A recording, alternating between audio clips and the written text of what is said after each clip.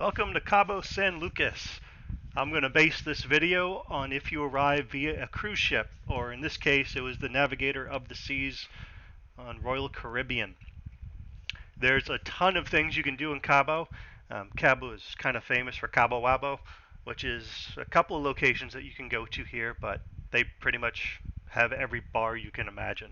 There's also a great place to hit the beach or to go snorkeling if you want. If you're doing the Mexican Riviera, this might be your best opportunity to snorkel. So we should start with, where is Cabo? Well, if you look at this map here, this is just on Google Earth, it's at the very end of the Baja Peninsula. I mean, the very tip of it. Now we're going to zoom in a little bit. Right there at the southern tip is Cabo. That does come into play because if you want to see a sunrise or a sunset, this isn't the best port to do that. So we're going to switch over to the satellite view. So this is the Google Maps satellite view of Cabo. Where I circled is where the cruise ships typically stop. That means they do have to tender you in. That can be a hassle. If you're on Royal Caribbean, you'll want to register as soon as possible when they open it up to get a ticket for the tender. If you have a grand suite, and I think there are some others too that have priority, such as some of the ones who are the masters in the casino, and I'm not sure if Pinnacles have it or not, but they can get off a little bit easier by using the concierge. But either way, you want to get a ticket as soon as possible so you can maximize your time. So we're going to zoom in a little further. Here is where they actually drop you off. That little area right there, that's the dock. Once you're off here, the first thing you're going to get hit with is a whole bunch of just little shops, and there are some bars and stuff there as well. There's a lot of pharmacies if you need anything like that. Being Mexico, you can get some crazy stuff over the counter if that's what you're looking for. They are a little pushy here, but it's not as bad as other parts of Mexico. Here, the whole port area felt very safe. Nothing to really worry about.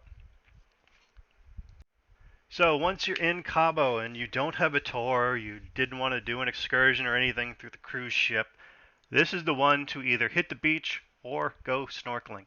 As you can see right here, the beaches are almost endless here. They go on for miles. You can actually go to one of the local taxi drivers, make sure it's an authentic taxi, not just some random guy in a car, and they will take you to one of the beaches that you can go to. Some of them do have a cost, but they'll normally tell you how much it is and everything, and they'll even schedule to come back and pick you up after if that's what you want to do. If you'd rather go snorkeling or go scuba diving, you can do that without booking through the ship. There are some places right there in the port that are going to do it for you. This is probably where they're going to take you, what's shown in this photo. All up and down this little section here, it's a great place to go snorkeling, and it's easy to get to. I mean, really quick, just minutes away. So here's an up-close shot of that area. As you can see, if you do choose to go snorkeling or scuba over here, you're not going to be alone. There are a lot of local tour guides who hit up this area. So what do you do if you're tired of all the beaches and you don't want to go scuba diving or snorkeling and you really just have no desire to shop? Well, there is a cool little hidden gem here. Well, depending on how you describe hidden, but I'm going to show it to you now. It's a really cool place you can go, especially if you like beer. With about a 1 mile walk from the pier itself, you can get to Baja Brewing.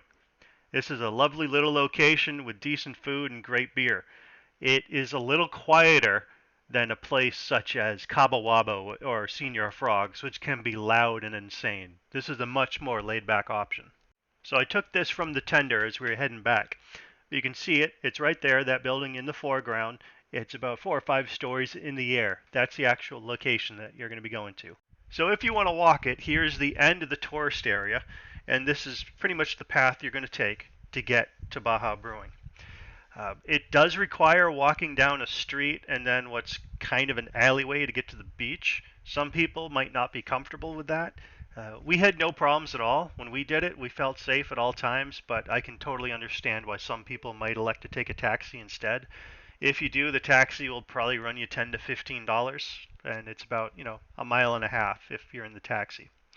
But anyways, once you hit the beach, you take a left, then you take a left to go up the stairs, and that's probably when security will spot you and ask you where you're going. You just tell them Baja Brewing, and they will either walk you to the elevator or tell you exactly how to get there. There are a number of signs, so it's not too difficult once you're on the actual resort. If you go to the front desk, though, it's actually a much harder walk. This place has a crazy layout. I think it's been expanded on a few times, so that's why it can be so confusing. But if you're going from the lobby, you have to go downstairs and then upstairs and then over to the elevator. So it's actually easier just to come in from the beach side. As soon as they walk you to your table, you're going to understand why this is an awesome place to go. The pictures I took earlier were taken from up here. It's a stunning location on top of here, and where it's elevated a little bit, you get a nice breeze. Now, they'll give you a sampler beer if you want that, or you can just order by the pint. The pricing for the beer isn't too bad compared to what you're paying on the ship, that's for sure. And it's really good. It is good craft beer. I would recommend the pizza or the tacos. The pizza in particular was incredible. What they do is they use some of the spent grains to actually make the dough and use some of the barley like on the crust itself. Yeah, it's one of the best pizzas you're going to find in Mexico. But again, the location is one of the biggest reasons to go here. The only thing I'll warn you about is merchandise if you decide to go that way. Oh boy, is it expensive.